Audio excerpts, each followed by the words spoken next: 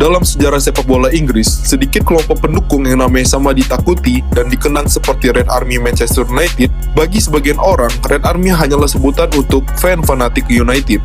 Namun pada era 1970-an hingga 1980-an, Red Army adalah simbol kekerasan, dominasi dan hooliganisme paling masif yang pernah dimiliki Inggris. Nama Red Army muncul pada akhir 1960-an dan mulai dikenal luas pada awal 1970-an. Sebagai julukan bagi pendukung tandang Manchester United, mereka berpergian ke seluruh penjuru Inggris mengikuti klub kebanggaan mereka. Seringkali dalam jumlah yang jauh lebih besar dibanding pendukung tuan rumah, stadion-stadion kecil kewalahan menghadapi kedatangan mereka. Puncak kekuasaan Red Army terjadi pada musim 1974 sampai 1975, saat Manchester United terdegradasi ke divisi kedua. Alih-alih kehilangan dukungan, United justru diikuti ribuan fan ke kota-kota kecil yang belum pernah menghadapi masa sebesar itu. Dalam banyak kasus, pendukung Red Army mengambil alih tribun, stasiun kereta, pub, bahkan jalanan kota lain.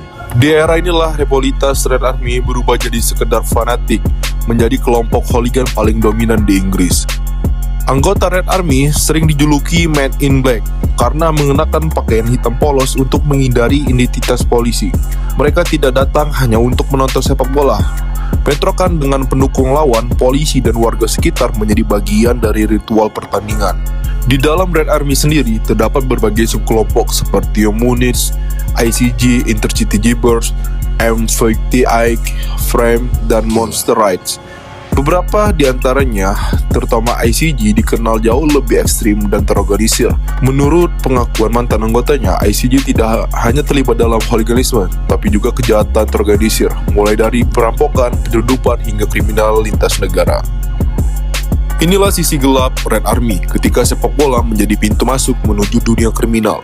Kerusuhan yang melibatkan Red Army mencapai titik kritis pada pertengahan 1970-an.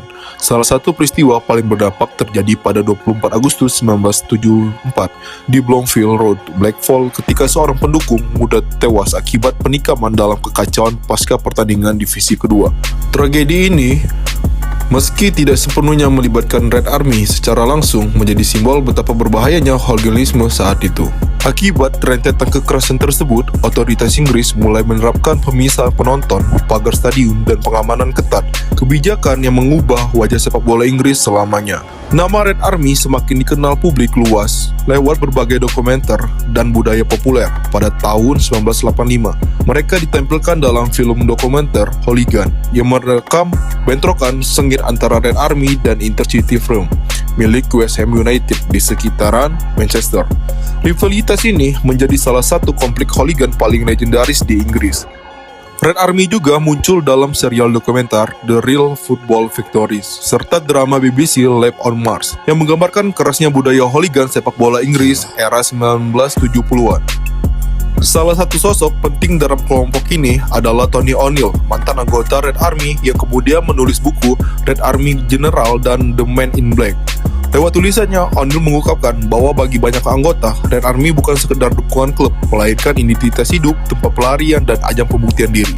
Namun, memasuki akhir 1980-an, kejayaan Red Army mulai runtuh. Pemerintah Inggris memperketat hukum, menerapkan larangan stadion, kamera pengawas, dan hukuman berat bagi pelaku kekerasan. Sepak bola Inggris perlahan berubah menjadi tontonan keluarga.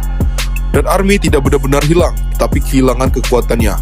Hari ini istilah Red Army lebih sering digunakan untuk menyebut basis penggemar Manchester United secara umum, tanpa kaitan langsung dengan hooliganisme. Namun sejarah mencatat bahwa di balik kejayaan klub terbesar Inggris ini, pernah berdiri sebuah kelompok pendukung yang membuat seluruh negeri waspada. Red Army adalah pengingat bahwa fanatisme tanpa batas dapat berubah menjadi kekerasan terorganisir, dan bahwa sepak bola di masa lalu pernah menjadi medan perang sesungguhnya. Kalau kalian suka video cerita seperti ini, jangan lupa like, subscribe, dan share ke teman-teman kalian. Terima kasih sudah menonton, sampai ketemu di video berikutnya.